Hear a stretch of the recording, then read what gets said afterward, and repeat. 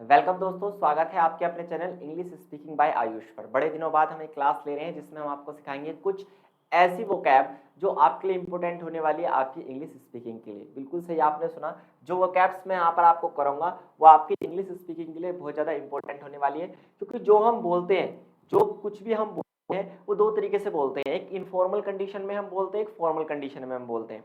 तो formal condition क्या होती है? ये जो वोकैब है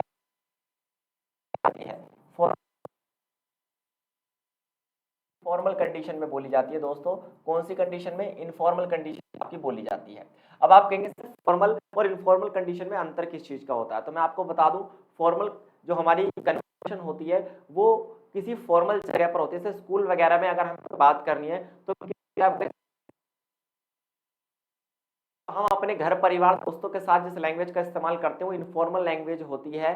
गैर औपचारिक या अनौपचारिक भाषा वो होती है, उसमें हम कौन से वोकैब का इस्तेमाल करेंगे? इनफॉर्मल वोकैब का इस्तेमाल करेंगे। ये बात तो आपको पहले, सबसे पहले इनफॉर्मल वोकैब को सीखते हैं। देखिए इनफॉर्मल वोकैब में सबसे पहले होता है आस्क। आस्क का मतलब पूछना, है ना भाई, पूछना। जैसे आई आस्क माई फ्रेंड, मैंने अपने दोस्त से पूछा। ठीक है, अगर आपको फॉर्मल में पूछना है आप कैसे पूछेंगे?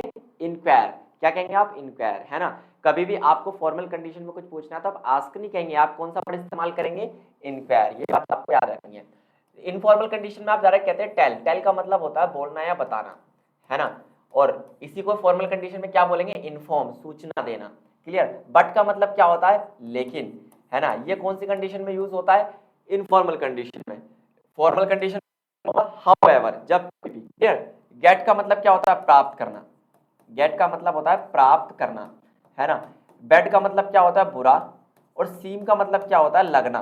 जैसे महसूस होना, है ना। लगना कहते हैं ना, मुझे ऐसा लगता है, इट सीम्स, मुझे ऐसा लगता है, इट सीम्स। क्लियर। लगना जिसे कहते हैं। ऑल्सो का मतलब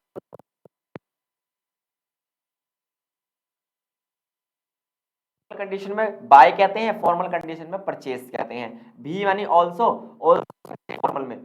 फॉर्मल में क्या कहते हैं? More over. सीम का मतलब लगना, क्या होता है? दिखाई देना या फिर महसूस होना। अपीयर कहाँ पे यूज होगा? Formal condition. बैड का मतलब बुरा होता है। नेगेटिव का मतलब होता है दोस्तों नकारात्मक होता है। क्या होता है? नकारात्मक। तो नेगेटिव वर्ड का यूज करेंगे। गेट मतलब प्राप्त करना होता है इनफॉर्मल कंडीशन में, और फॉर्मल कंडीशन में क्या बोलेंगे? रिसीव। रिसीव का मतलब क्या होता है? प्राप्त करना।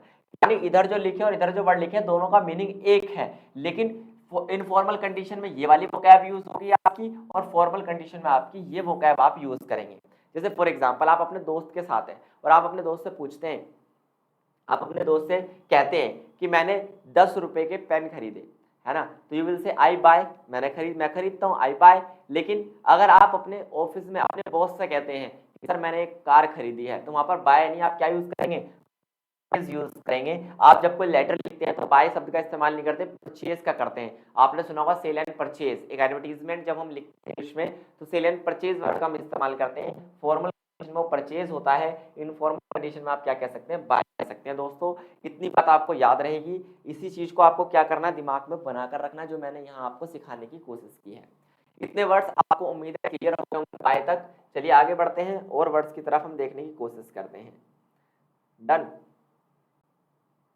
देखिए नॉर्मल कंडीशन में हम एंड कहते हैं। एंड का मतलब क्या होता है? समाप्त होना। इनफॉर्मल कंडीशन में हम क्या कह देते हैं? एंड। लेकिन अगर आपको फॉर्मली बोलना है तो आप कहेंगे फिनिश। क्लियर। यहाँ पर मूवी एंड हो जाती है, नॉर्मल में हम बोल देते हैं, लेकिन फॉर्मल कंडीशन में आप क्या बोलेंगे? जब आप अच्छे लोगों के साथ उठेंगे बैठेंगे, ऑफिस वगैरह में आप क्या बोलेंगे? उसी एंड को फिनिश। लैक का मतलब कमी होता है। लैक का मतलब क्या होता है? कमी। फॉर्मल कंडीशन में डेफिशिएंसी का मतलब भी कमी होता है। लिव का मतलब होता है रहना। लिव का मतलब क्या होना? रहना। और फॉर्मल कंडीशन में इसे रिजाइड कहते हैं। रिजाइड से शब्द रेजिडेंट, सुना होगा आपने रेजिडेंट, है ना। रिजाइड और रेजिडेंट का मतलब क्या होता है? रेजिडेंट का मतलब होता है निवास। क्लियर। लाइवली, लाइवली का मतलब क्या होता है? एनर्जी के साथ। और एनर्जेटिक का मतलब भी होता है एनर्जी के साथ, ऊर्जा के साथ। हर्ट का मतलब क्या होता है? किसी को दुख देना, है ना। कहते हैं ना तूने मेरे को हर्ट कर दिया। और वैसे क्या कंडीशन में? Damage. Put in, put in का मतलब क्या होता है? किसी चीज को किसी चीज के अंदर डालना, है ना। और इंसर्ट का मतलब क्या होता है? अंदर डालना, है ना। तो पुट इन हो चाहे इंसर्ट हो, पुट इन कहाँ यूज होगा? पुट इन कहाँ यूज होगा? इनफॉर्मल में। और इंसर्ट कहाँ यूज होगा? फॉर्मल कंडीशन में। इसलिए आपने कंप्यूटर में हमेशा इंसर्ट द पिक्चर लिखा देखा होगा। कंप्यूटर में यूज होता है इंसर्ट पिक्चर्स। पिक्चर्स को कंप्यूटर में डालना क्या कहलाता है? Insert pictures in computer. Clear, ये बात आप याद रखनी है। चेक का मतलब होता है किसी भी चीज को जांचना, वेरीफाई का मतलब भी जांच परख करना होता है। लेकिन जब कोई बड़ा ऑफिसर आता है तो आपके डॉक्यूमेंट को वेरीफाई करता है, चेक नहीं करता, क्या करता है, वेरीफाई करता है। ये बात आपको याद रखनी है। सॉरी का मतलब क्या होता है, माफी, और अपोलोजाइज भी का मतलब क्या होता है, माफ कर दो। देखो नॉर्मल कंडीशन में अपने दोस्त से कह देते ना, सॉरी भाई मेरे को माफ कर दे, है ना। लेकिन जब भी आप अपने सर से या फिर किसी ऑफिशियल कंडीशन में, है ना, क्या करेंगे, माफी मांगेंगे, तो you will say I apologise. क्या करेंगे आप, आई लगा देंगे इसके आगे, आई अपोलोजाइज आप बोलेंगे माफी मांगने के लिए। तो उम्मीद है ये फॉर्मल और इनफॉर्मल वोकैब आपको अच्छी लगी होगी। हमारे चैनल को सब्सक्राइब करें, ज्यादा से ज्यादा हमें शेयर करें।